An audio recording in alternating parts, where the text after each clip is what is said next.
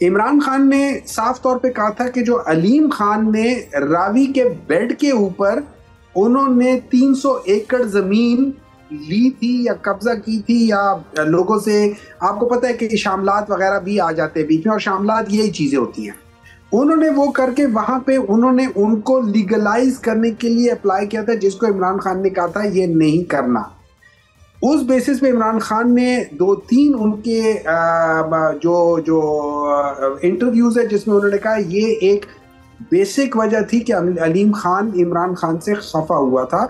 एक ये था, एक जब वो जेल में गए थे वो, और एक और इनका कोई एक दो केसेस के ऊपर इनका नाम आया था। तो इन तीन बेसिक वजूहत थी, और जो ही वो हुआ तो इनके इस पूरे प्रॉपर्टी को लीगलाइज जो पीडीएम की गवर्नमेंट है उन्होंने किया था, पाकिस्तान तहरीक इंसाफ के नेता। अब जो जो जिस शहर को आबाद करना चाहते थे वो बैंक्स के से बाहर था। उसका जो टोटल जो शहर था वो तकरीबन 35 किलोमीटर के फासले पर था, और उसमें बैंक्स के साथ मुख्तलिफ प्रोजेक्ट्स थे, लेकिन it was outside the bank. जैसे लाहौर जो है वो रावी के बैंक्स के बाहर है, वो रावी के बेड पे नहीं है, उसके साहिल के साथ साथ है।